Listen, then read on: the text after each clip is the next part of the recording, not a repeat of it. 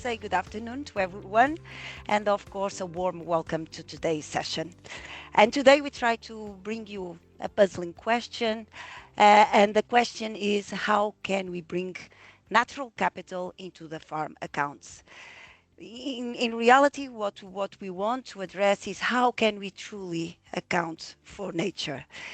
As you know me, I am Claudia Costa. I'm the Academic Director of Food for the Sustainability Academy, and I will be moderating the session for you today. I truly hope that you enjoy what the Academy team has prepared for you. And as you know, we always build our conversation from the previous sessions because here we are addressing a full cycle of conversation.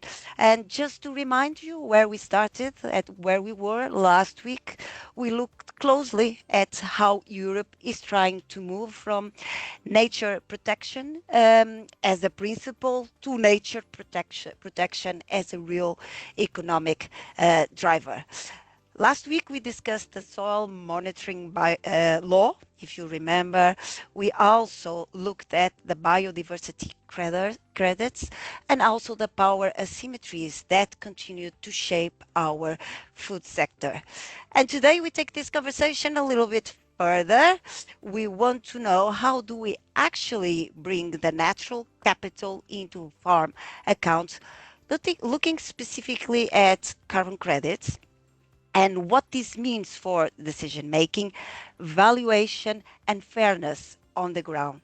So, once again, our gratitude for your presence here, and we truly hope that you enjoy this session. We are also very pleased to continue linking the topics of our conversation, and these topics have started earlier on at the beginning of the year, beginning of January, to our Healthy Soil for Life summer school, which is, of course, one of our key entry points into this wider learning journey that we are proposing as to all of us here. And this program is built around a very simple but very important idea that I really would like to stress, and I really would like us as a community to live here with this very big, important, critical idea that soils are at the heart of life. There's a lot of people that don't know about the soils, that don't know the importance of soils. So let's, all together make an effort that everyone knows how critical soil is for life. Because healthy soils, they support productivity, biodiversity, nutrient density, water regulation, and resilience. And this is what the summer schools brings is all these dimensions together through scientific content, through practical tools, and of course, we also have an immersive learning experience throughout our in-person week. So as you see, we have designed a blended program with an online component and an on-site week in the small little charming village of Banha Garcia, so that you can join in the way that best fits your needs and your availability. And we have here our program. Just also let me tell you that tomorrow at 10 a.m. Portuguese time, we have an info session for those that wish to know a little bit more about how this is going to take place, and if you have specific questions. Also here I leave you the QR code for applications. Please feel free, first of all, to scan it, share it with anyone in your network that might be interested, or just have a look and see if you have questions. Be in touch or show up tomorrow at 10 a.m. Portuguese time, and Soraya will surely put here in the chat how you can show up in our info session. So back to our session today. As always, we are very honored to welcome our dear speakers, and what we have on the menu today. It's a very interesting session. So we have David Lopes. David is a researcher at the University of Azores.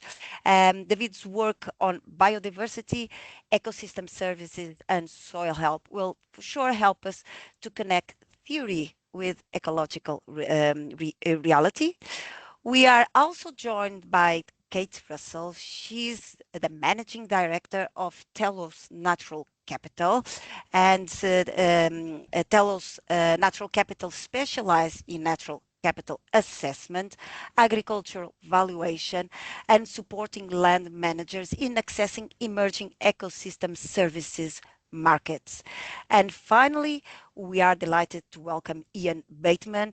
He is a professor of environmental economics at the University of Exeter, and Ian's work has been fundamental in advancing natural capital and ecosystem services valuation, and also in showing how environmental value can be integrated into policy and economic decision making. It's a big, big thank you to all of you for your time and support. And just before we deep dive into our session, and these conversations, they also connect with the work that we are developing. As you know, we have our Regenera lab in the north of Lisbon. This is our soil health and function laboratory. It's a microbiology laboratory where we identify and we quantify all the microbial communities that live in the soil, and we also pay specific attention to those naughty microorganisms that cause plant diseases, so the pathogens uh, from crops. Ampliaqua, which is our multi-trophic aquatic system where we produce microalgae, fish, and vegetables through bioponic production. In Ampliaqua is also where we do the propagations of our friendly microorganisms, and of course Idenga Rural Food Park, where we test everything in a real setting to ensure that the solutions that we are providing are really making a difference in terms of the ecosystem, in terms of the territory, and also in terms of the learning that we produce. So I hope this session will help us better understand not only how we count nature, but particularly why it matters, and how we can ensure that we count what we count is also what we truly, truly value. So hope you are ready. So just before we, sorry, apologies, just before we start, house rules. I'm sure by now you know the house rules of our small corner here. These sessions are recorded, so if you're not comfortable, cameras off, please. Questions are very, very welcome, and we truly pay a lot of attention to your participation, but this has to be done through the chat here in Teams, or eventually through the Q&A tab in Slido, where we will come in a second. And we will address your questions at the end of each speaker presentation. Also, as I'm showing here, for those that are interested at the end of this session, we will invite you to fill in a short quiz, and this will ensure that you get your certification from your presence here. And I'm sure the team is already sharing with you all this information. Thank you so much, girls, for your assistance. So, are we now ready to do a little warm up? Are we? Sophia, can you assist me here with our dear Slido? Okay. Let me double check. Okay, I can see it in my screen. It's all good here. How to join Slido? Very, very easy. QR code. Browse on your computer, and in the hashtag box F4S Academy. And I'm sure that you are in. Let's see what the team has prepared for us. Let's deep dive a little bit more into the topic today. Okay, are we in? Let's check. Okay, so first question. What is natural capital on a farm? Do we really know what natural capital is? Are we talking about the money invested in land and machinery? Are we talking about the natural the stock of natural resources that support production? Is it the profit from crop sales, or is it the number of hectares owned by a farmer? Okay, so we have land, machinery, crop sales, hectares, or the natural resources. Okay, so while you vote, let's start thinking about each of these different types of inputs that we have to our farm. So machinery, buildings, and infrastructures are physical, eventually financial assets, surely not natural capital. So well done. Profit. Profit is an outcome of the farm business, is not the actually living system that supports the business, although, of course, profit is also a very important dimension of the business, but is not the natural capital. And also, hectares are really important. But the question with the land area is that by itself, it does not tell us whether the ecosystem is really healthy, productive, or resilient. So, of course, natural capital is the stock of natural resources that supports production. And here we are talking about soil, water, biodiversity, carbon, habitats, pollinators, and ecosystems functions. So, in a very simplified terms, it's the farm living balance sheet. So it's the natural foundation that makes long-term productivity possible. Okay, so important assets that make production possible. Thank you. Well done, everyone.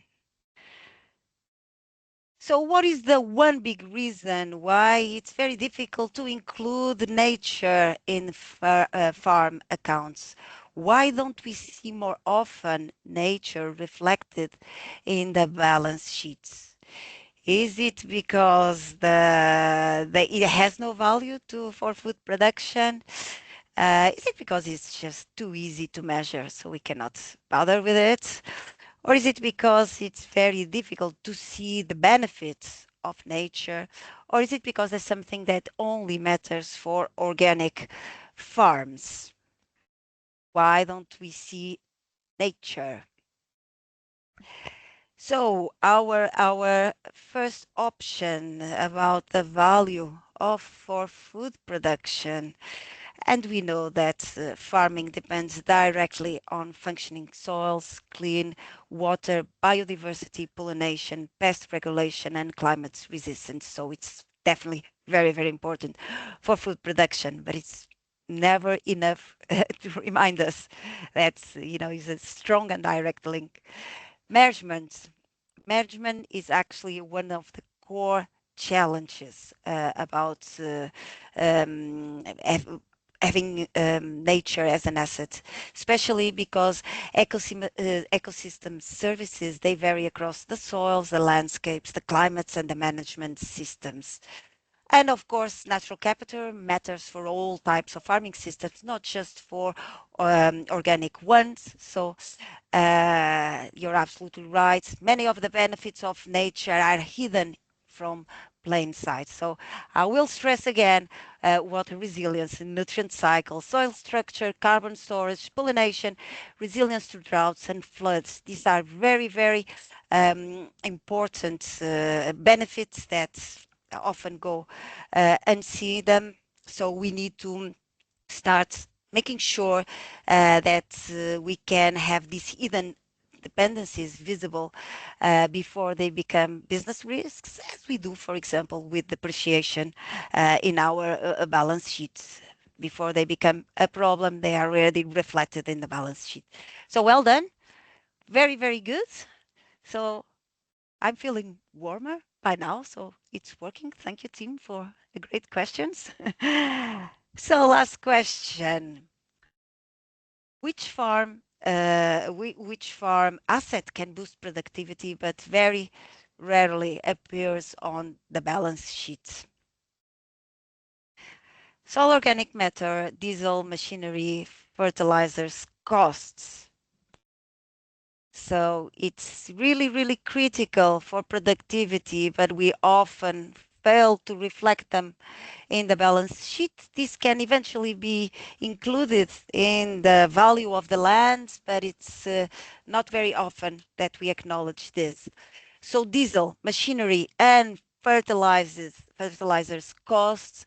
They are, the conventional accounting items or the direct farm costs. They are very easy to record, so they don't pose a problem. The problem here is soil organic matter, because, how do we account for soil structure, microbial activity, resilience to extreme weather? And we know that soil organic matter can improve productivity, reduce dependence on external inputs, but it's very, very rarely treated as an asset in the same way as machinery, buildings, or the land. This is definitely one of the biggest blind spots in agriculture, because some of the most valued things on the farm are actually alive underground and definitely missing from the spreadsheets. So once again, I reinforce my message. Soils are at the basis of a healthy life. So let's bear this in mind. Thank you so much for taking part. Thank you so much to the team for preparing these questions. And now I think we are ready to call Kate to the stage. Hello, Kate. Hello, Let's hear a Claudia. little bit more about the topic. Lovely. Let me just share my slides for you. Is that showing? Yes, not in full presentation mode. This is sharing. Okay. Let's just put it in full presentation mode if I can do that. You'd think I'd know how to do this by now, wouldn't you? I told you, Kate. Does that work? Yeah, it's fantastic. Brilliant. Okay. Thank you. Right.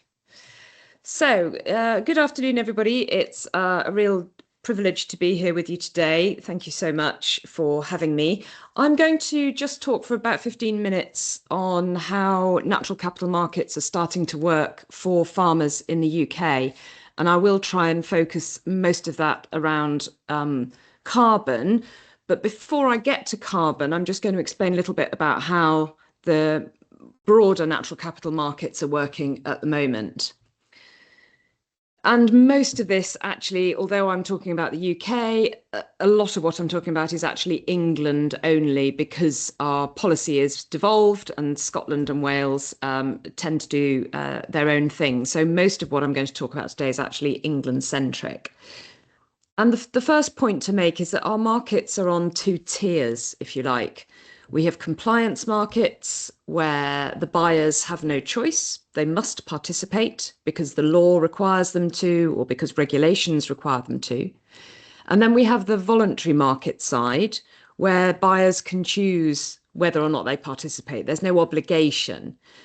And in the UK at the moment, the carbon markets fall into the voluntary market side because most businesses in the UK are not obliged to formally offset their carbon footprints.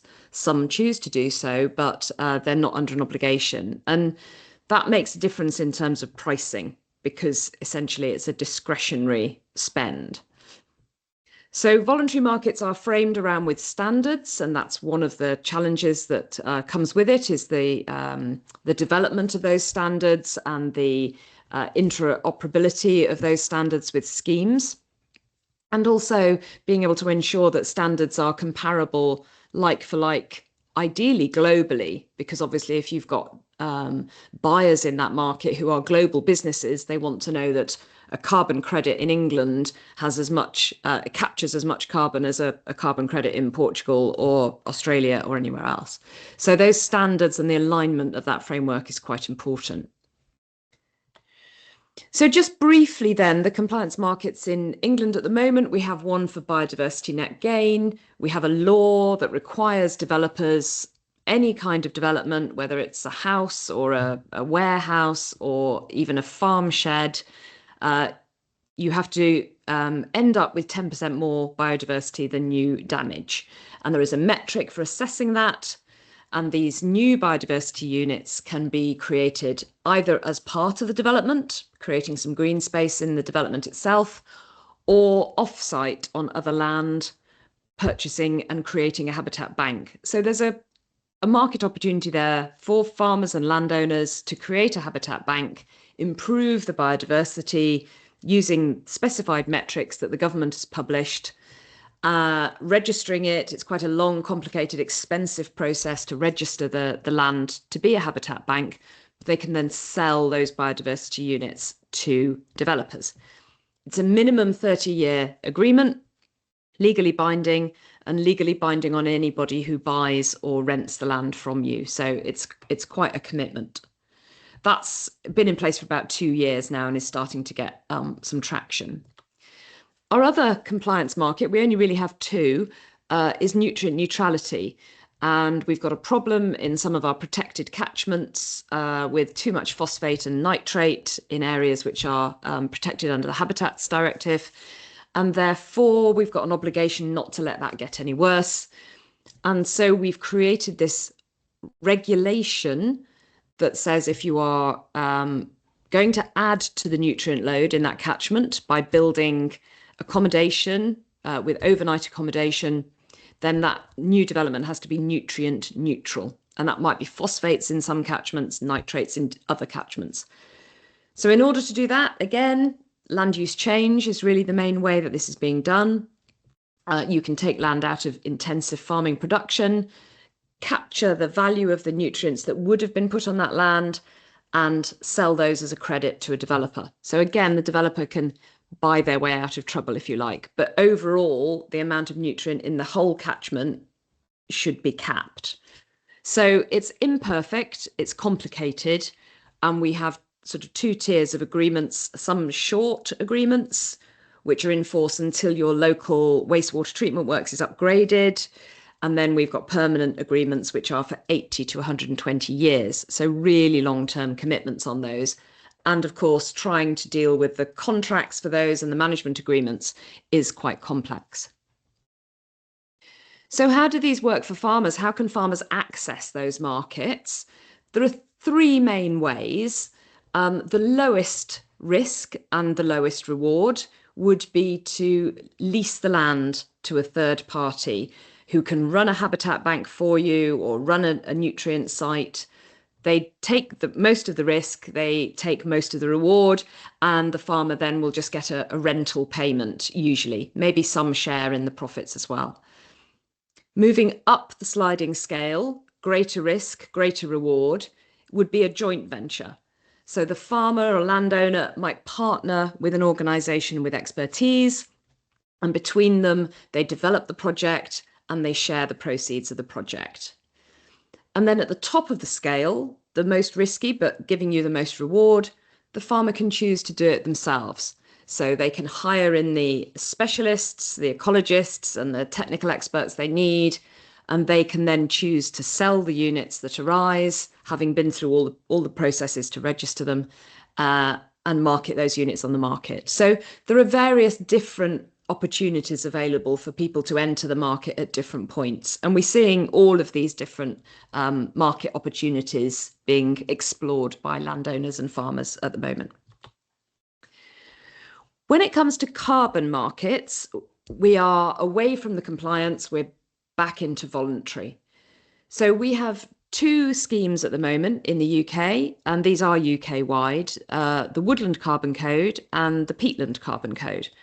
So Woodland Carbon Code, if you plant new trees on land that hasn't had trees on it in the last 25 years, you can monitor the growth rate of those trees. There are calculations to show you how much carbon they will capture during their life cycle. And once they're verified and secured and signed off through all the standards in the Woodland Carbon Code, you can then sell offset credits that a third party can use as a formal offset. The Peatland Code is slightly different. It's not about sequestration of carbon. It's about emissions reduction, because damaged peat emits carbon dioxide. And we have quite a lot of peatland in the uplands in England, Scotland, Wales and Northern Ireland, where it's wet, and we've suffered from drainage in the past or exploitation of the peat in other ways. And that damaged, exposed peat can be restored, and the emissions are reduced as a result, and therefore that can be captured and sold as an offset. Moving back down to the farm, the more typical operating farm level, away from the woodland and the peatland, we are seeing quite a lot of activity around soil carbon markets. And in general, these are, there are sort of two types really. One is about rewarding practices. So we know that pursuing regenerative practices, using cover crops, using deep-rooted and mixed lays, reintroducing livestock where there were none, covering the soil through the year, all of these practices, we know that they do increase soil carbon over time. So you can be rewarded for carrying out the practices, regardless of how much carbon you're actually proving to deliver, because we know it's very difficult to be precise about how much carbon is being captured in just one part of one field, let alone accurately over the whole field or the whole farm. But we are seeing some schemes that are monitor and measure. So ecometric, for example, is one where it's about the measurement and you are rewarded on the amount of soil carbon that you can increase over time. And sometimes these schemes are supply chain led. So the milk producers, a lot of them are leading this. We're seeing some low carbon interest in the beef supply chain and in some parts of the commodities, cereals and oilseed sector, there are specific requirements for low carbon products. There's a whole ecosystem of businesses growing up around this. I've just listed a few there on the slide. But I think the fundamental challenge for farmers, and the question I get asked all the time, is how are we going to ensure that the farmer keeps that value of their soil carbon and it doesn't just leach out up the supply chain so that the supermarket gets it or the processor gets it? How does the farmer hold on to that value? And it's a really difficult question to navigate. We're also seeing more interest emerging in the voluntary nature markets more broadly. So businesses that maybe they have an ESG agenda, so environmental, social, and governance. They want to demonstrate that they're doing the right thing for nature and carbon. So as well as perhaps buying carbon credits, they want to know that those are nature positive or carbon plus, they're sometimes branded as. So it's not just about the carbon, but it's about doing the right thing for nature as well. And here we're seeing interest from all different kinds of business that want to be able to bring their staff out to show their staff and train their staff in the importance of climate awareness and climate change reality and what can be done to deliver it. And we need to find businesses where the values are aligned, so that the values of the business is aligned to the nature project. Social value is also increasingly important in here, and although it's a market that's emerging quite slowly, I was just talking to somebody last night who said, "Oh yeah, we've found a business, and they're putting in a considerable sum of money, tens of thousands of pounds." To support a nature recovery project on a farm because it aligns with their brand. They're not buying any units specifically, they're just putting the money in there because it makes sense for them to do so in terms of their overall business.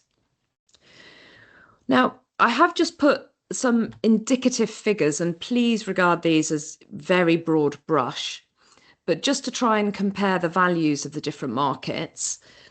If you are delivering biodiversity net gain for a 30-year term, you might typically be able to generate something like £68,000 per hectare for selling grassland and trees and things like that, those sort of basic units.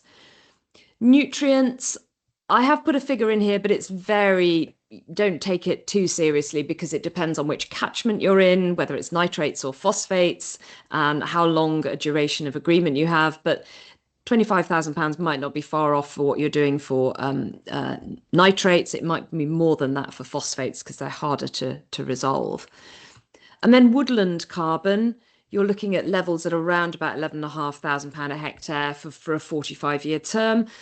But this is where the woodland carbon values at the moment, I think, are still undervalued. And we are expecting those values to increase as more companies look ahead to 2050, when a lot of them have net zero targets, and they realise that the time that they have now, less than 25 years to go before we get to 2050, And if you're buying carbon units now, you need those trees in the ground. So otherwise the trees won't be old enough to deliver that woodland carbon benefit. So it's quite varied. It's very uncertain. Don't quote me on any of those figures. And it doesn't take account of the impact on the value of the land underneath, which will often decrease because it's tied up for a long time in this project. Some of the key challenges that remain, and Claudia touched on one or two of these in her introduction, how do we do baseline assessments consistently and fairly? How do we get monitoring, reporting and verification nailed? There's lots of interest around remote sensing and how technology can help and training the AI so that it can learn to differentiate different vegetation types and things like that. So I think we'll see leaps and bounds in the affordability of reporting and verification as we go forward.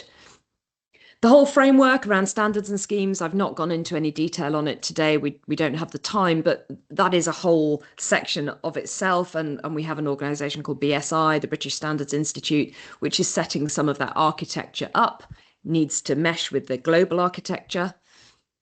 The whole process of valuation and setting a price for this is fraught with difficulty. How do you value the cost of developing a nutrient scheme that's going to last for 120 years? What is your cost of delivery going to be in 100 years' time? It's impossible to know.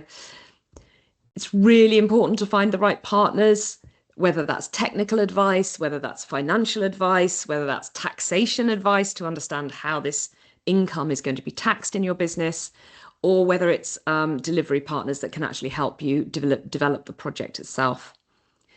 And some of these different schemes can work together. So we can align nutrient mitigation schemes with woodland carbon, but that was my timer to tell me 15 minutes is up. But it's complicated to do that when you have conflicting timescales and different funding streams. So you have to be quite careful about where you're trying to do more than one thing at a time. And then the biggest challenge of all is how do we deliver all this at scale in order to make the changes we need? The UK, like Portugal, is quite a crowded country, and we can't compete for scale on countries like Australia and America, where they have hundreds of thousands of hectares being put into soil carbon schemes. So that's just a very quick run through of the main features that I wanted to talk about today, and I hope you found that of interest. Thank you. Thank you so much, Kate. And I see a few nods, so I think it was well received. Kate, you mentioned a lot of very, very critical topics to make this market scale and to have more adoption from all the stakeholders. You mentioned compliance and voluntary markets. I think Europe is pushing more towards compliance. That's probably why voluntary, the offsets is something that Europe is not so keen of. So if you are destroying, it doesn't really pay off if you are going to Brazil or Australia to compensate what you are destroying here. They probably have a point, but I would like to ask if you could clarify and elaborate. When you start to show those figures, very interesting figures, I think it clearly highlights how difficult it is to make a business proposition for the carbon. So how do you think this is going to evolve so that more than compliance, this is also actually turned into a business opportunity? Well, if I had the answer to that, Claudia, I probably would be somewhere else today, sipping cocktails with all the money I'd made. But I keep coming back to the supply chain is really important. In the UK, those global food producers are getting this message and they are working with their supply chain. But then we have a challenge because, for example, if you are Arla or Muller buying milk from dairy farms, you may have 5 dairy farms in this part of the country and 20 down in this part of the country, and they're not joined up geographically. So if you want to try and do something at scale, it's still very scattered. Whereas at the other side, we also have projects trying to bring farmers together in geographic clusters We have our landscape recovery schemes funded by government, which are trying to find ways to get groups of farmers accessing those markets and being able to aggregate so that they have a greater offering to go to the market with. And businesses like the Environmental Farmers Group are doing really good work in that, scaling it up so that they can go with multiple buyers. And yes, I take your point about the offset market. It's paying to get out of trouble, but it's the only one we really have at the moment, because if we rely on the supply chain side, it's back to that question I posed of how do you keep that value with the farmer?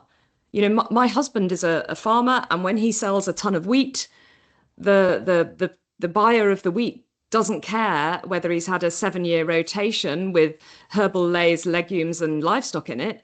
They care about how cheap can I buy the wheat. And so until we can get the whole of society to put natural capital on its balance sheets, Exactly. we're going to be stuck with this financial system that we have, which I think leads us to Ian as an environmental economist. And maybe he can answer the question better than I can. Yeah, now you're feeling the pressure, right?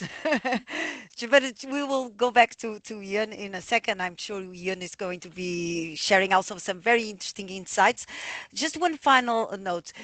You have shown that the UK has some instruments that are based on compliance. I found very interesting that for biodiversity is compliance and for carbon is voluntary. Do you think that the future will bring us something that is combined? So we have biodiversity, carbon, nature, all Yes. one single piece. Does this make Yes. sense? Do you think it will facilitate the Yes. way we move forward? Well, I'm saying yes. I hope it will. And I believe it should. How to require it to happen, I think, is more difficult. And it was interesting to hear Nuno speak on your last webinar about nature credits, which bundle a lot of that together. We're seeing the first steps on that in the UK with our Carbon Plus schemes, where you can buy carbon credits that are nature positive specifically, so that you're not, because some of these carbon projects are very what we call carbon tunnel vision. It's only carbon, and then you end up damaging biodiversity because of your dependence on one topic. And we know ecosystems don't behave like that. So we're starting to see that. And just earlier this week, I was listening to a webinar for the next steps for a woodland water code about how planting trees can benefit water environments and habitats. So for flooding, for nutrient uptake, and for temperature regulation on watercourses. We're expecting that to come out next year. So again, that's combining the biodiversity side, the carbon, but also how it affects the water environment in particular. So Yeah. we are moving that way, and I definitely agree that's where we need to get to. Yeah, it's also merging the green and the blue economy in Yes. all in one single piece. Thank you so much, Kate. We need to stop here. Now, Ian, you now feel the pressure because you need to give us the $1 million answer. So Ah. the floor is now yours, Ian. Okay, no, yeah, that's fine. Thanks so much for setting me up like that. That sounds grand. Right.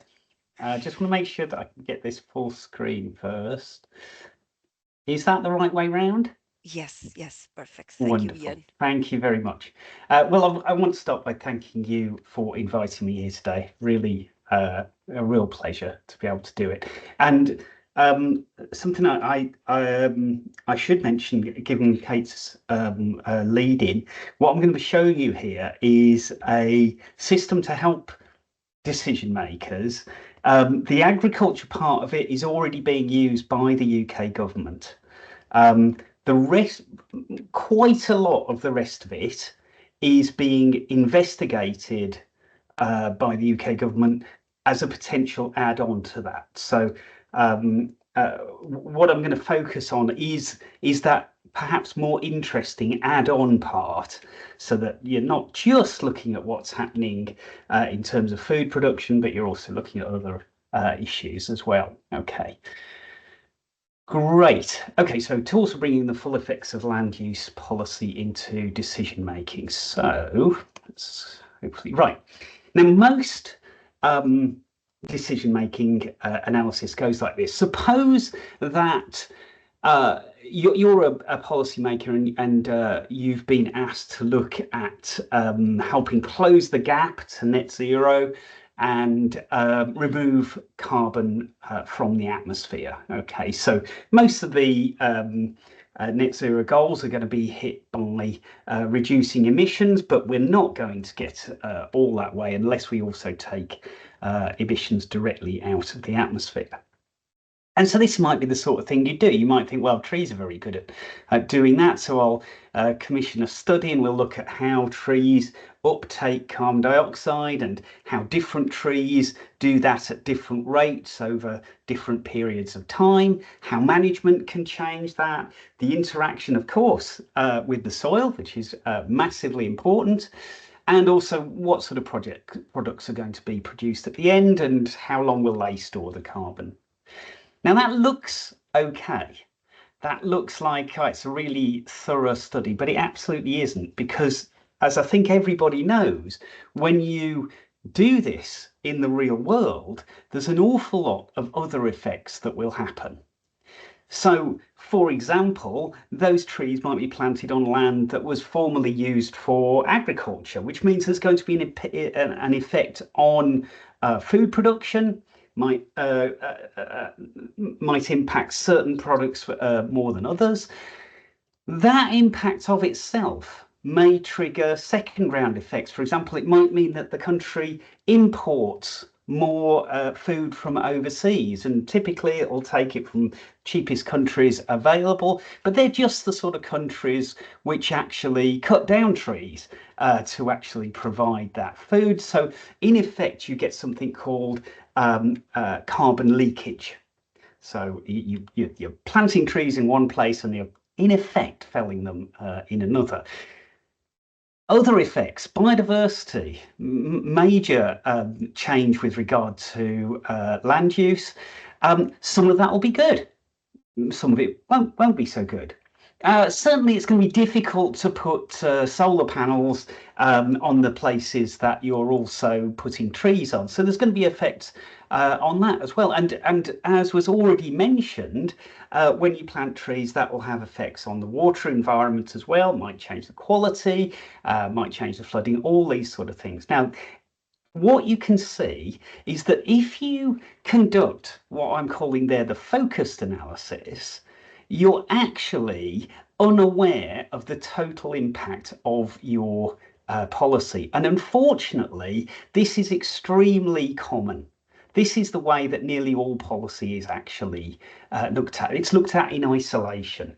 So we have a greenhouse gas policy, often separate from that. We'll have a forestry policy, which seems kind of odd, but we'll have a farming policy, and we'll have policies on biodiversity and on energy and on water and all these things. But we know that out in the real world, they are all connected. And one of the things that there's many things about Britain that are absolutely crazy. Leaving Europe was one of the worst.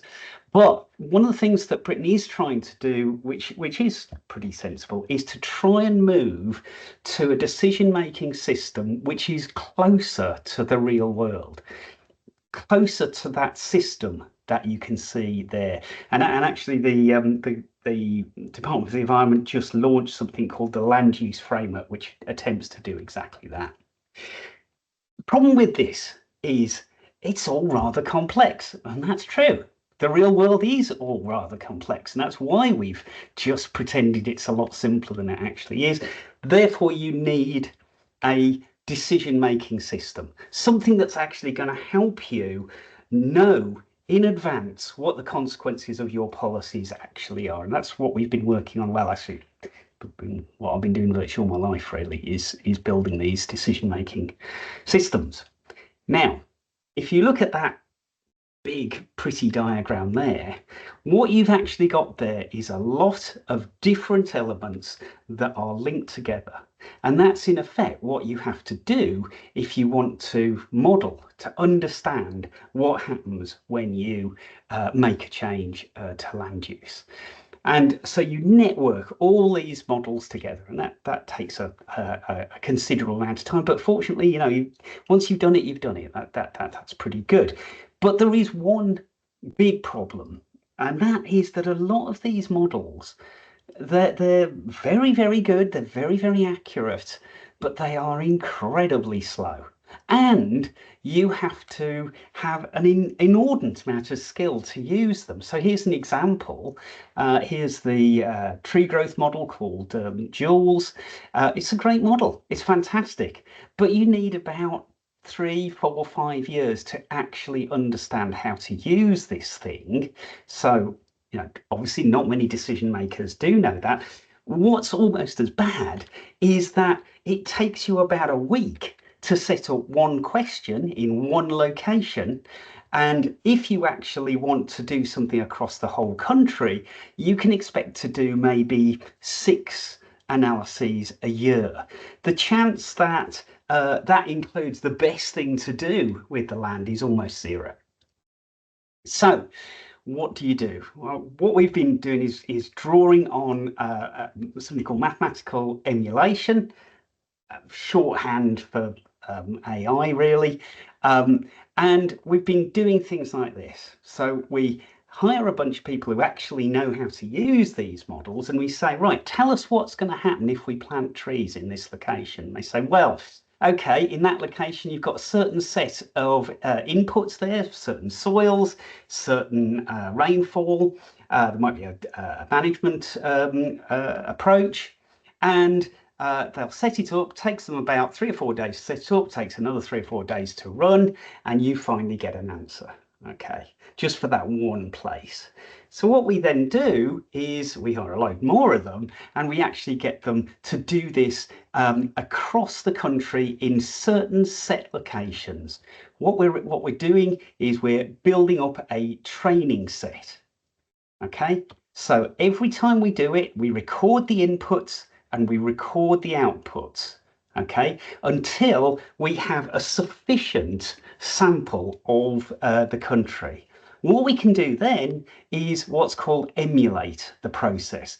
In effect, we use mathematical tools to skip straight from the inputs to the outputs without that 1 week per iteration intervening modeling exercise. When you do that, you can make things go much, much faster, and you can get answers for the whole country in an amazingly short amount of time. You can then validate it. So, for example, you need to go back and you say, right, let's look at samples from all over the country and compare it with what this emulated model says will happen. And even if I blow that up, you can hardly see the difference between the emulated model and the original. So it's an extremely good estimate of what will actually happen. What you can do now, because these things work really fast, is you can build tools. So, for example, here's the forest tool that we built for the government, and it'll tell you what happens in terms of carbon when you plant trees at any location. So I've got a little film. I don't know if it'll work, but we'll give it a go. Looks like it's actually working. Yes, okay. So we're going to plant some trees across the country. There we go. Because it works so fast, we can now look at any location. There we go. That's got a lot of error around it. That one's about the same, but more certain. But the cool thing is you can now say, well, what happens if things are different? What if the temperatures change into the future? What if the amount of emissions change? And you can see we can look at lots and lots of different futures. Okay. Big thing is, what if we plant in a different place? Massive differences. Okay, cost of planting stays about the same, but the carbon goes up enormously. Here's something that would take 21 years using a normal supercomputer. And with the emulation approach, that's how long in real time it takes you to work out planting at every location across the whole country. So it's an incredibly fast set of tools. Great. Okay, let's hope this now carries on. Yes. Okay. So with this, we can actually develop decision support systems that work at any scale, all the way from the whole country right down to individual um, um, fields. But we need to design these in ways that users are happy with. So we've been working with these users shown here. That's the government, private industry, and charities, all of which are very big landowners, and getting them to design with us the functionality that you'd need in a tool. So here's an example, some area down there. You could do that anywhere in the country, but there we designed a tool where the decision maker can select what they're interested in. There's actually, sitting underneath this, there are thousands and thousands of options of things that you might be interested in. You might be interested, as here, this person said, well, I'm interested in how much this is going to cost me. I want to know what it will do to food production.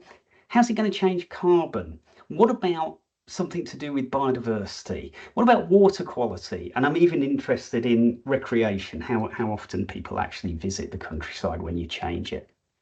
So the system will then come up with a land use design which fits your outputs of interest, and it will optimize that for you. You can see how that would change across time, and it will also give you lots of information on the outcomes that you achieve, for example, the amount of food over time and the amount of carbon over time as well. Importantly, you can use this across the entire country to answer policy questions such as, will the UK actually reach its 2050 net zero target?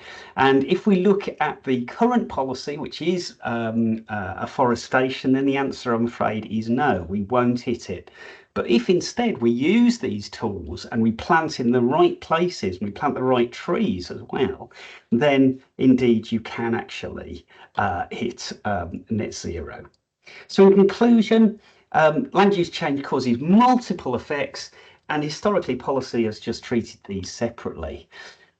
Modelling advances allow us to look at the full system, pretty much. It was certainly a bigger system of effects arising from land use. Emulation allows these tools to work really fast, the sort of speed that policymakers actually need. They can't wait for 3 years while some academic works out the answers to a dozen questions. They need to do it now. This allows us to optimize decisions, getting the best out of available resources. We can improve agriculture and the environment at the same time, and actually deliver much better value for money to taxpayers by using the information that's already there. If you're interested in this, there's a load of papers available, and I'll send these through after this talk. Thanks very much. Thank you very much, Ian. I think you made a great contribution to the $1 million answer. That's quite a good start. Thank you so much. Very interesting and great piece of work you have done there. Thank you so much. Ian, just one personal curiosity. You mentioned that this model, and we thank you for apologies, bringing again the complexity of all the decisions and the food sector. You quite reflect that very well.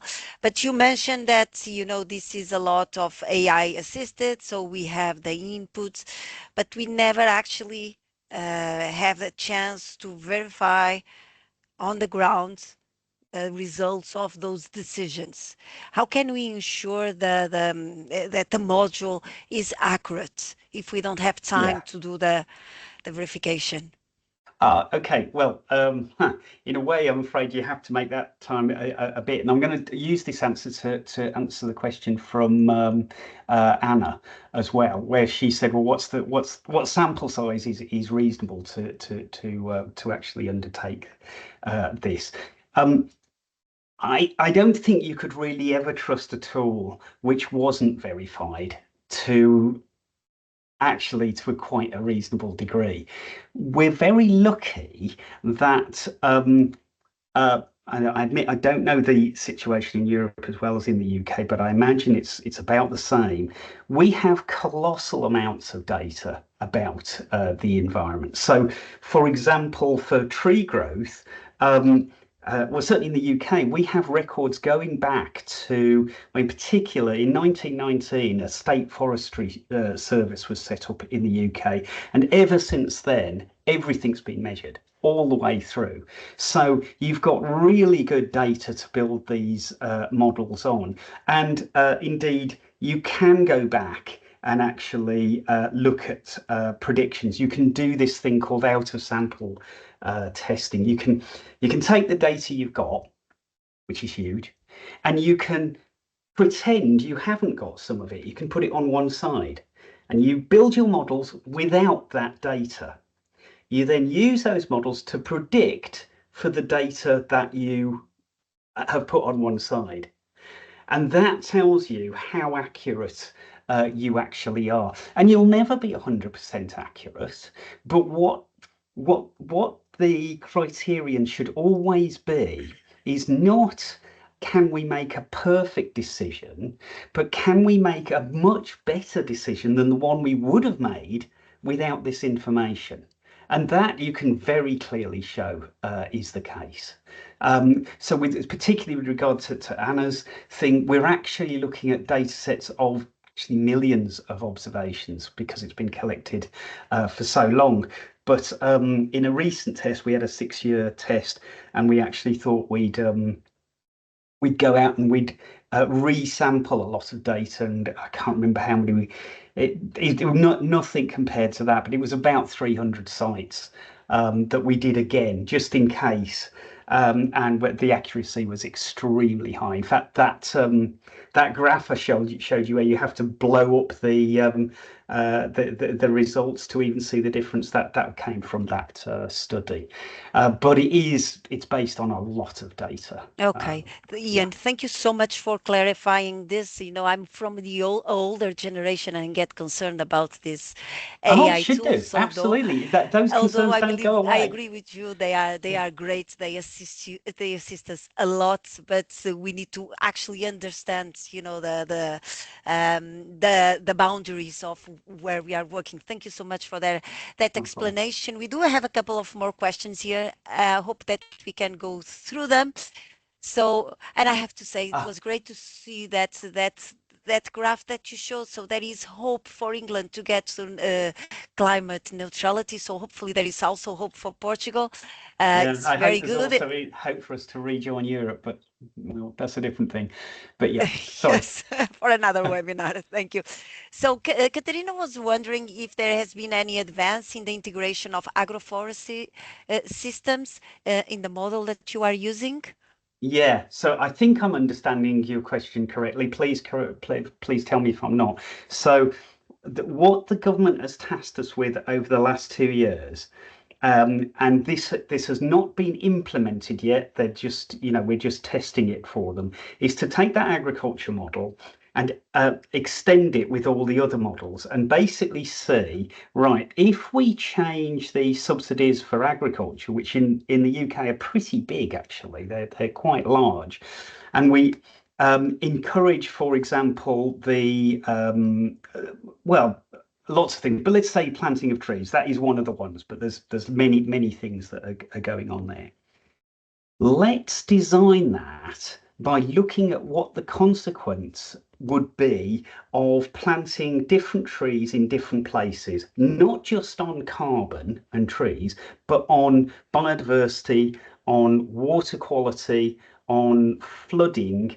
I've already said carbon, and also we've given them the answers for recreation as well, even though they're not going to pay any attention to them. But they will pay attention to the water and biodiversity alongside the carbon. So I hope that was what Katrina was asking. So yeah, there's been a lot of advance. Something that Kate said that I totally agree with. one of the things that comes very clearly out of this is that if you don't get on with planting trees now, it's going to be pointless.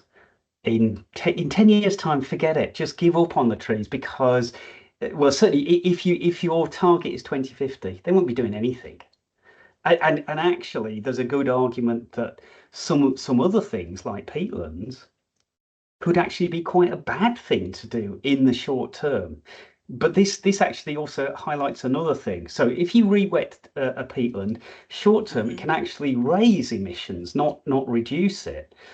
But then we've got a question. Is 2050 all we care about? Or do we also care about what happens there? Now, I know if you're a civil servant, the answer is yes, 2050 is all we care about because that's what my job says. Yeah. But, there are other things as well. So Beyond that, that's very, very interesting, Ian. yes. I'm going to move on. There's a Okay. couple of questions in the chat, and I truly thank Margarida and Dimitra for your questions. Let's keep these questions for the end. In the meanwhile, Ian is trying to solve them, to answer them. If not, let's see if we have time at the end I'll try of and answer them our. on mine. Thank you so much. And I will now call David, for our audience, to the floor, to the screen. Hello, David.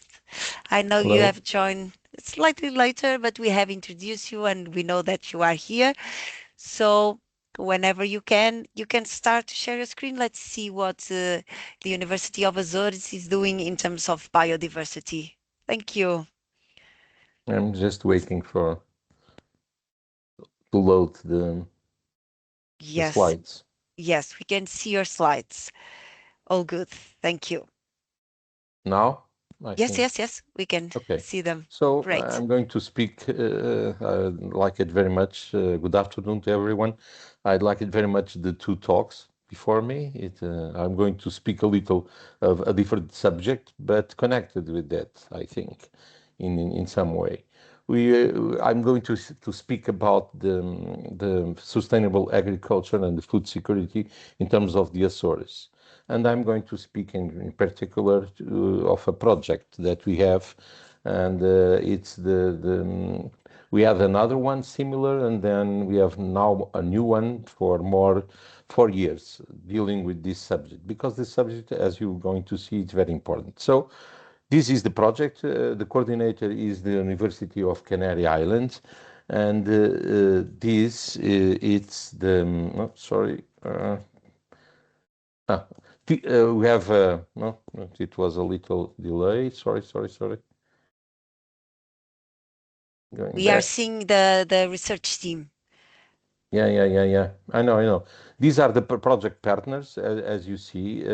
I put it there where we are around the world, and see these are the project partners. We have also associate partners of the project, namely some enterprises that deal with this area.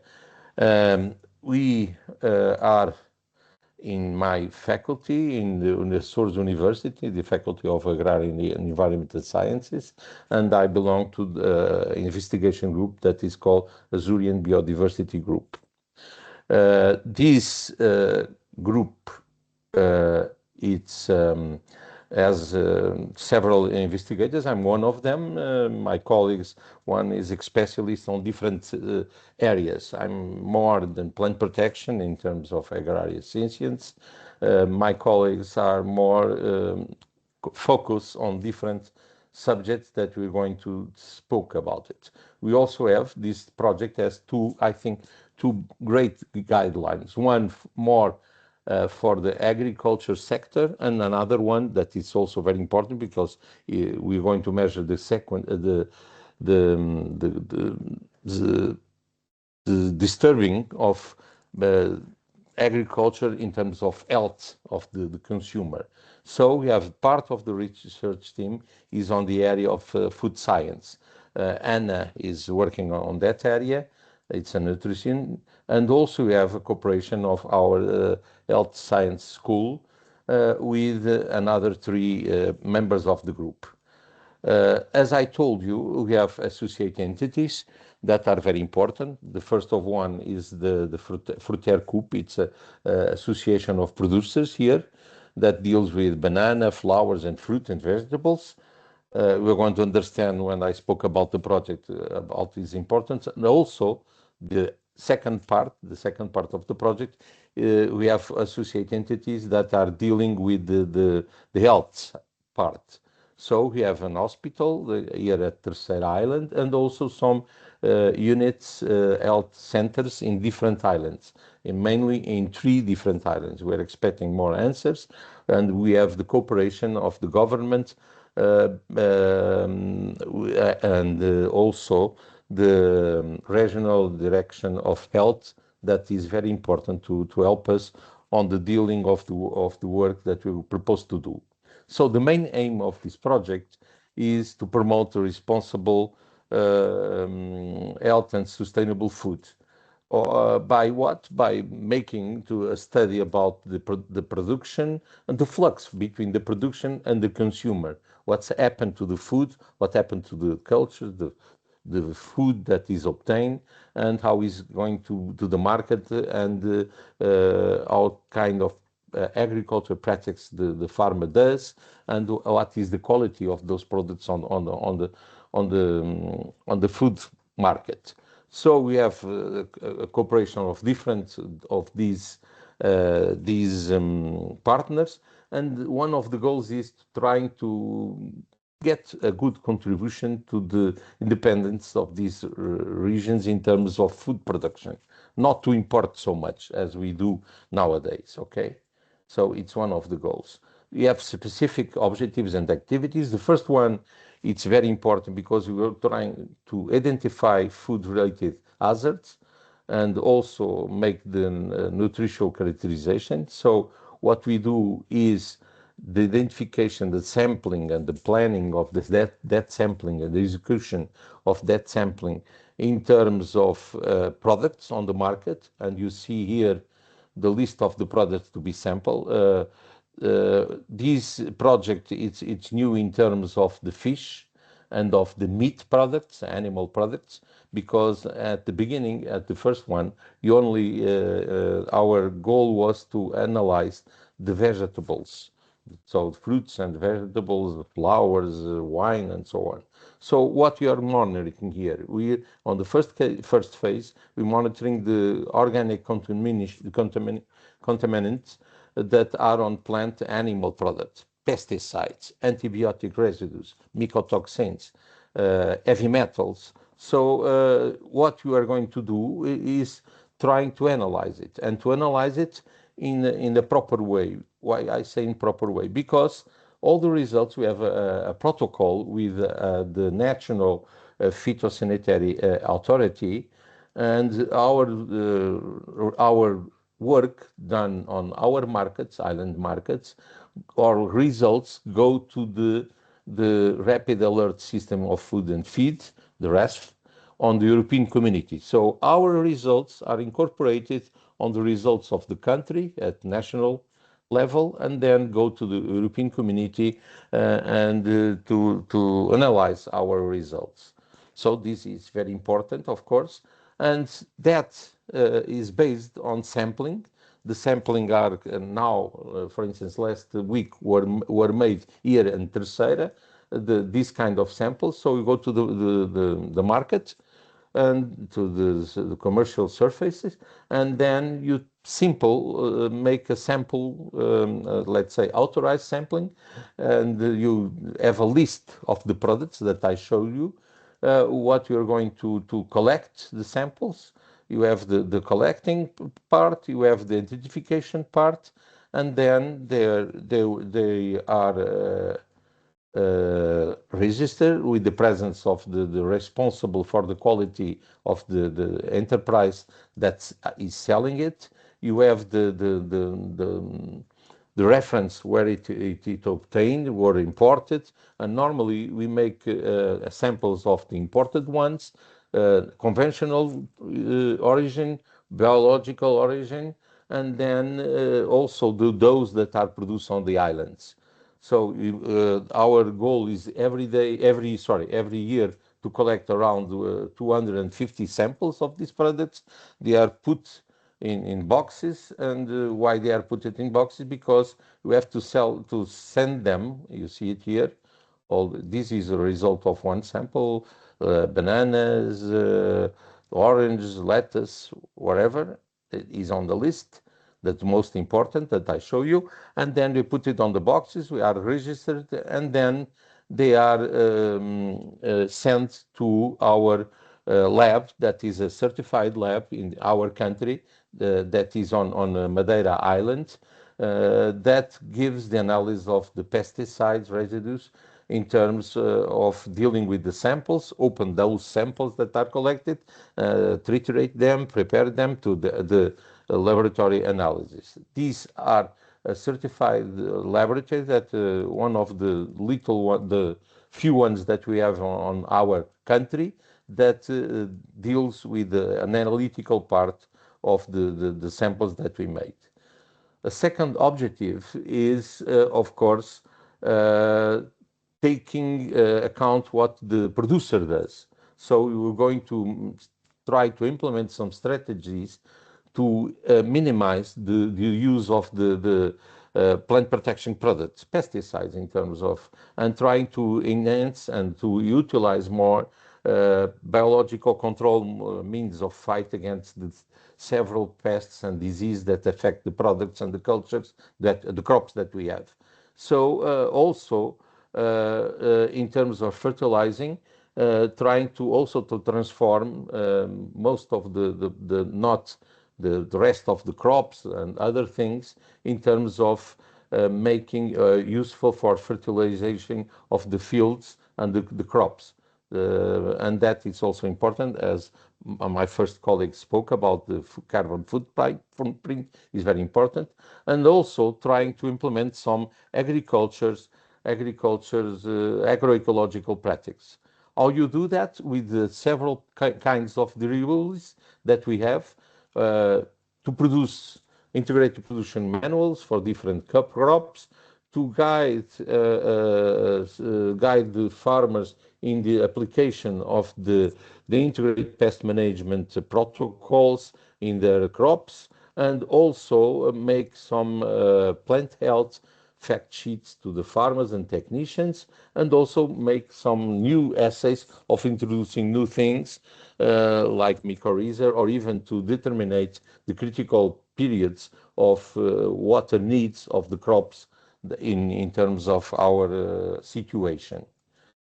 With that also, it's a very important, and we have also some some work package regarding that specific one, to make some transfer of expertise and knowledge to the farmers and technicians in the African countries, of course, and also in our country. And that is very important, not only to go to teach them how to do it, but also demonstrate that there are different ways of dealing with the things. And you can, for instance, not apply only pesticides. You can apply traps to catch the pests that affect your crops. So it's a way of preventing the use of pesticides that will be measured in terms of impact on the products that you obtain from your farms. And also in terms of technology transfer, we are dealing also in testing smart traps.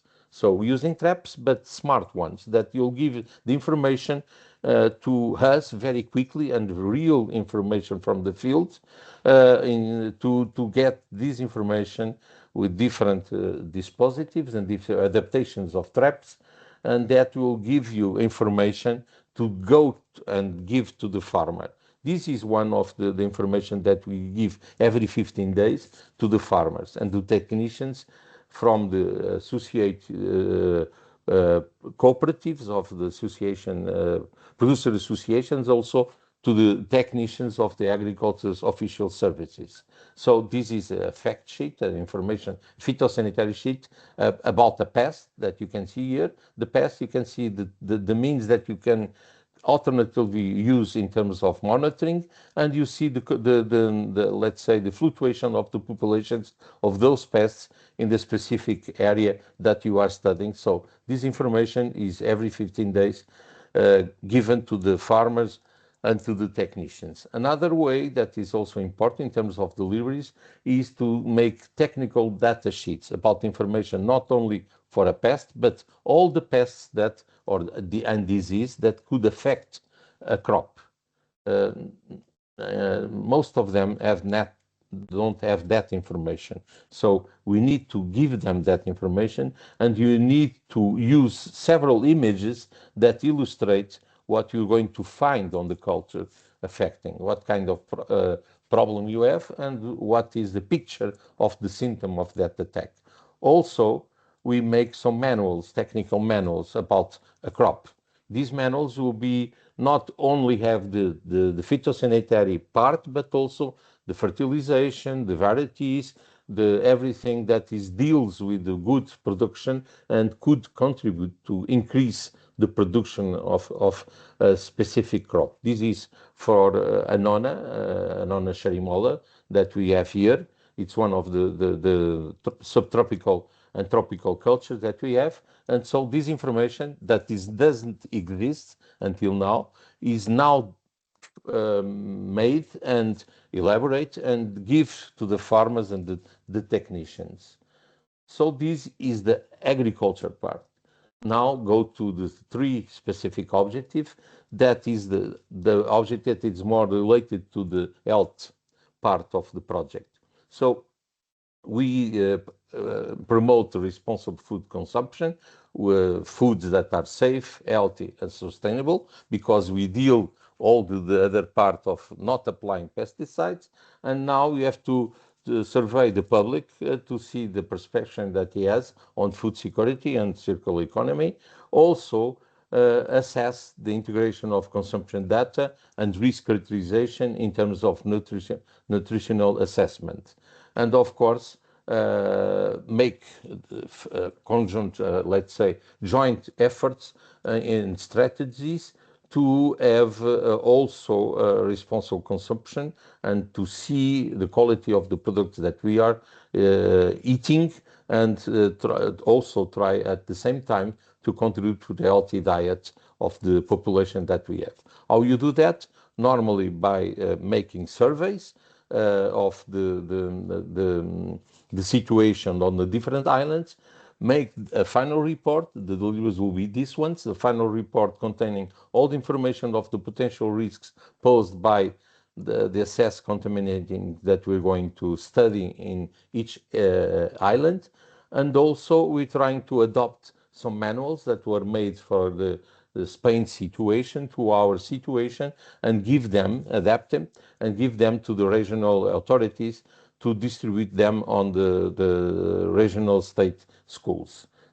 So in terms of inquiry or survey, this is a nutritional survey that we are going to start on, in this case, 3 different islands, with the consent. Of course, we have to agree of those that are going to be interviewed, and also the part of assessing the risk association to the food consumption. And also, we also plan to develop several initiatives to promote healthy diets in terms of schools, because schools are the most easy for us to deal with, and the most important, they say, persons to transmit our ideas, because the children absorb what we're going to sell them and the practice that we're going to implement on the schools, and then they will pass the information to their families at home. So these are very important for us to deal with.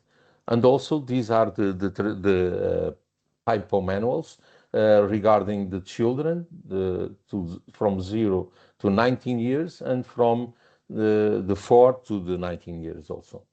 Okay, so these are manuals that we're going to adapt, taking into account those inquiries that we're going to do. There are several other informations in terms of divulgation of dissemination activities, videos, leaflets, posters, and so on.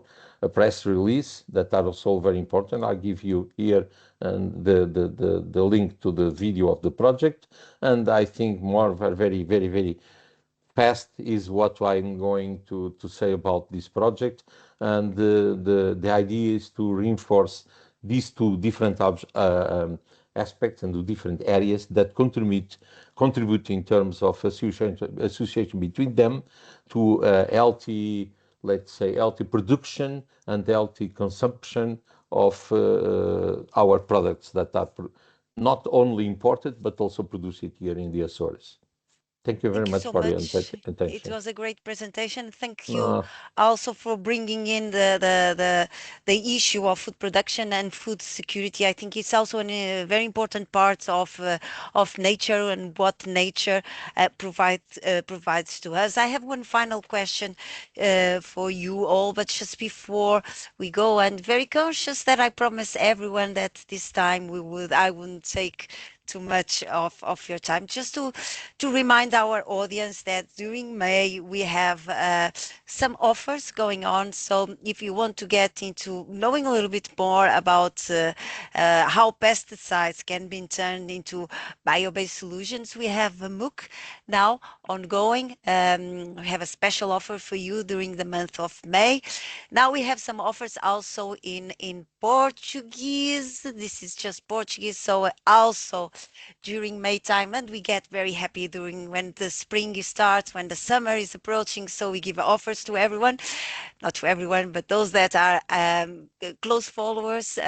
We also going to launch our soil microbiome analysis course in September. So if you are interested, this is probably a good opportunity for you to join. And also very timely on the topic, we were talking about carbon footprint. We are talking about AI. Next Thursday morning, going to run a workshop and to teach you how to create your own carbon footprint app. I know this is challenging. I think this is not for you, but believe me, AI can do great stuff for us, as Ian also mentioned, and we're going to guide you how you can do your own carbon footprint app. So if you are interested, please join us. It's always a pleasure to have you in our sessions. The only downside is that the session is going to be run in Portuguese this time. But let us know if you wish us to run a session in English. We are pleased to do that for you. Okay, so going back to our session today, I will leave you here also the link to access our final quiz. In the meanwhile, I'm going to turn back to our speakers. So I think David brought a very interesting question about phytosanitary, fertilization, pesticides. So my question is, Kate, do carbon credits account for all these very important aspects of food production, or should we also go, a little bit broader, and actually highlight the benefits of sequestering carbon, because we have these downside benefits? And moving on to Ian, I will pose the questions and then leave the floor to you, Ian. Very interesting your tool. You focused a lot on carbon, on trees plantations. So I'm very curious about if this could be turned into monitoring soil, for example, monitoring soil health, for example.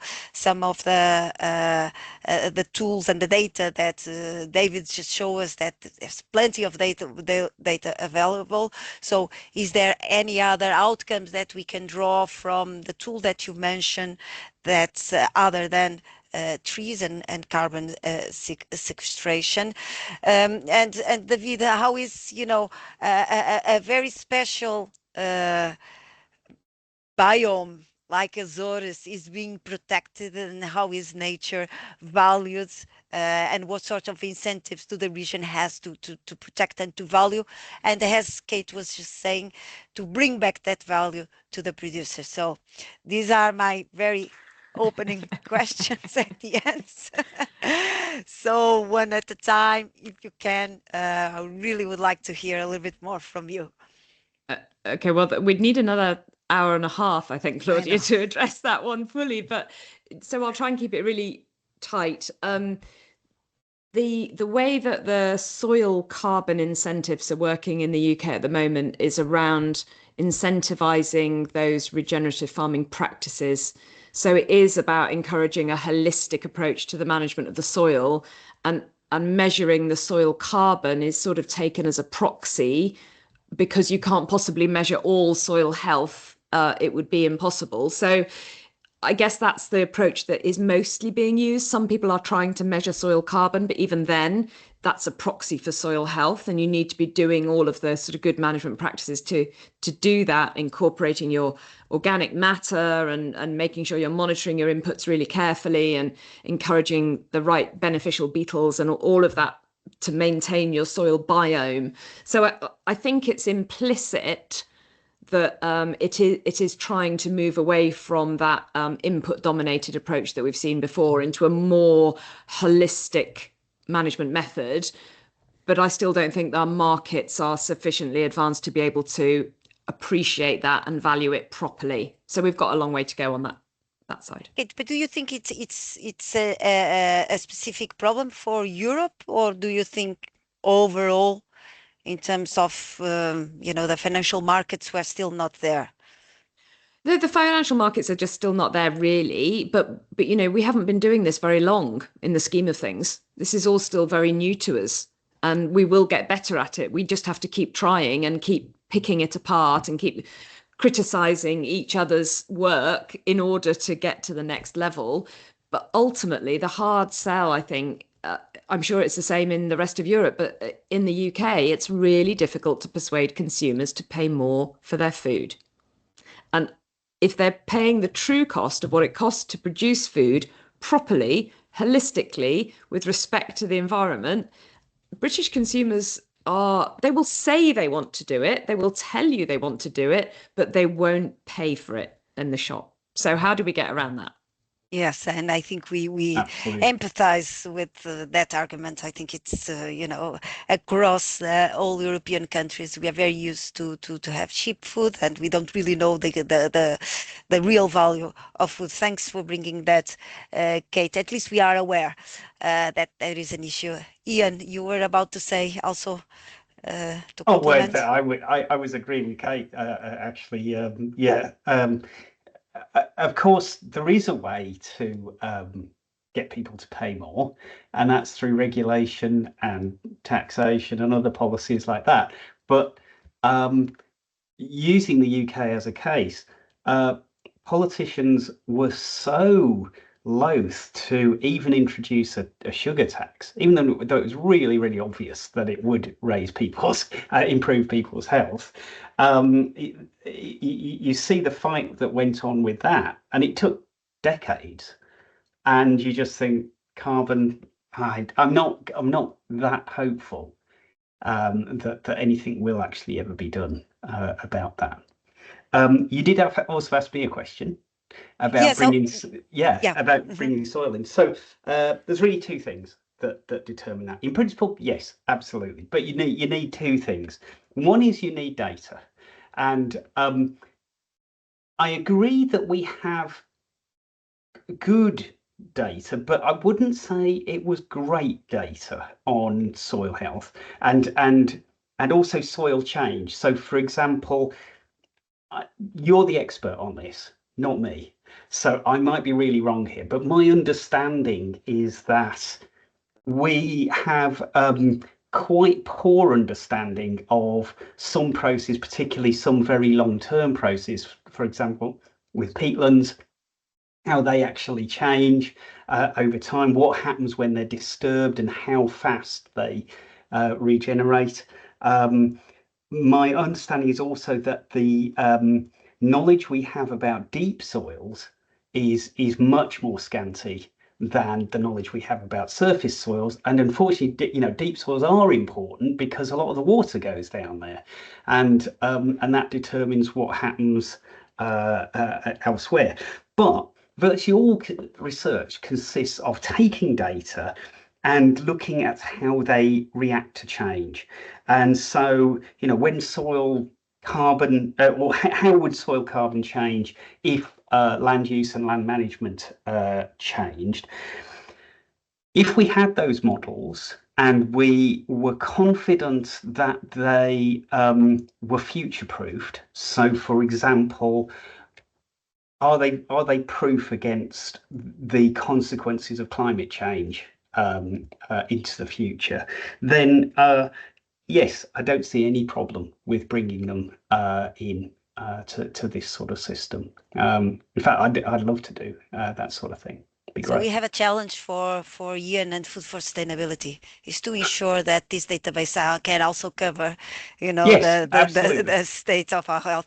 Ian, just one question: is your tool publicly available or is it Yeah, I just proprietary? responded. Yeah, Kate asked me exactly that question. So we've always seen ourselves as a public body, because we are mainly funded by grants, which are funded by the taxpayer. So we give everything that we do away, and it's always for free, and there's no licenses and anything like that. What's happened? So if you go onto our website, you can get the model I talked about. Unfortunately, it's nearly 2 years old now, and it hasn't been updated because the government have been really pushing us to do the analyses they want, which is great, but nobody's interested in paying us to provide an updated public system. So lots of people are happy to pay for us to do something for them privately, and we don't do that. That's why we really only work for the research councils and the government. But yes, the 2-year-old version, it's already there. You can go and play around with it. When will this version be given away for free? Maybe the end of the year. But unfortunately, we have to do all that on our own time because nobody's interested in. It is quite bizarre. We've been quite successful in getting funding to do the research. Nobody wants us to give us a penny to give it away for free, which is kind of weird. And it's the problem with the databases. They are almost live systems. They need to be updated. Yeah. Thank you so much, Ian. We'll definitely follow more closely your app, your tool. Great. David, would you like to share what's also in terms? You could tell that this project is definitely very concerned about protecting also the health and the crop and the system within Azores. Is there any more insights you would like to add? How Azores is something very particular and unique. How we can be protected. Yes, I can tell you two things. The first thing I think I don't know if it was very registered by me. There is we want to make a correlation between the production to the consumer. So you have a list of products that, for instance, go inside the first soup of the baby.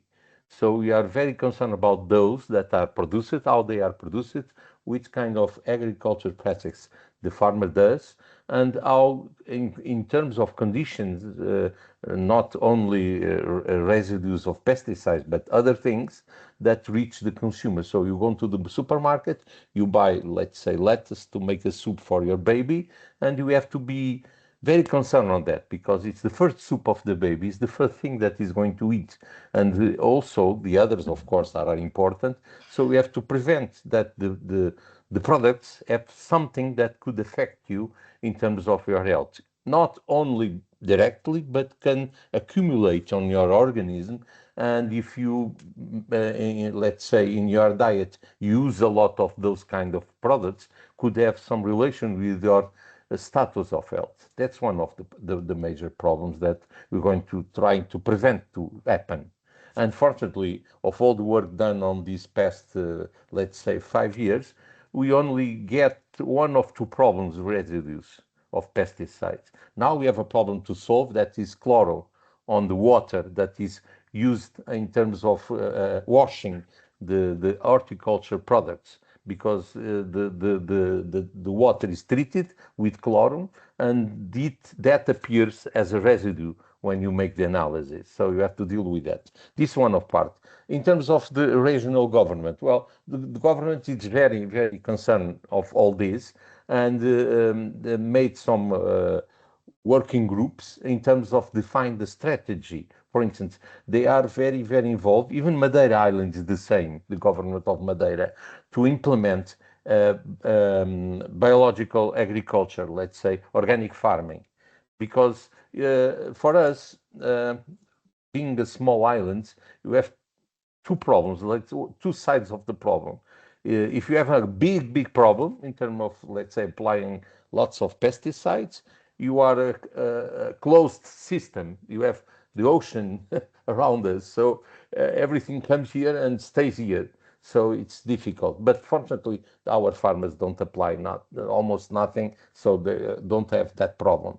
And you have practical conditions in terms of crops to produce good crops with good production. So if you increase our own production, you just don't import, and that the carbon footprint will be very important for us. Why? Because we receive, let's say, pineapple from South America, or even bananas that come all the way, and we produce here, so it's near.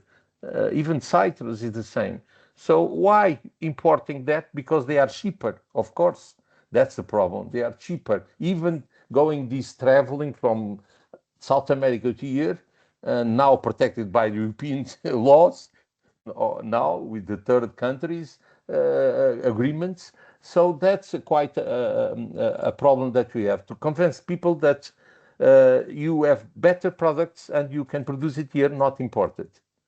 Yes, There are also some aspects, real cases that are interesting. For instance, we also produce sweet potato, and we imported sweet potato. But when you go to the market with both of them, our consumers first buy all the local production and then go to the other, because the local, there are no more. So it's a finish. We don't have the demand is bigger than the production. That's the problem that we have to deal with mainly. And so the regional government, to close, there are lots of measures to trying to promote the regional production of vegetables, mainly in fruits, to less limitate the imported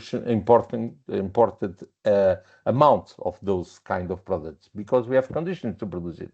So organic farming is developing, and the regional government gives, with the help, of course, of the European community, some grants to the farmers to continue to produce their own production. If not, most of them will be disencouraged, because the product goes to the market with high prices that those are imported from the third countries.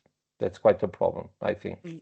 I know if very I answer your question, but Yes, very this is interesting. And I need the to idea close to this transmit. webinar, but I will close with that note, David, and the note that also that Kate mentioned, that the consumer is critical. That's why I will reinforce that it's very important the communities that we are building here to raise awareness, to discuss the topics, to make sure that things are moving, even if slowly, they are moving in the right direction. We need these forums. We need people to be aware.